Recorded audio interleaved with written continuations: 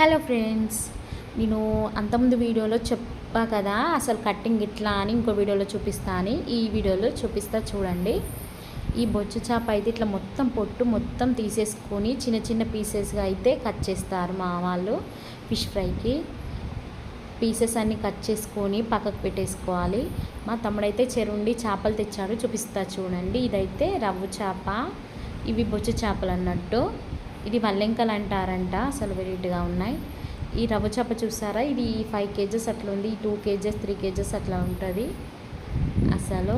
Next ఈ ఫిషెస్కి మసాలా మొత్తం అసలు చాలా బాగా ఇస్తారు మా వాళ్ళు. పీసెస్ మొత్తం నీట్గా అసలు మంచిగా క్లీన్గా కడిగేసుకొని వీటికి మొత్తం కారం మసాలా మంచిగా పెడతారు. అంతే ఈ డబ్బాలో వేసేసుకొని, ఈ పెద్ద ఫిష్ చూసారా, ఇది 60 or 70 అట్లా పడుతుంది. నా వీడియో నచ్చితే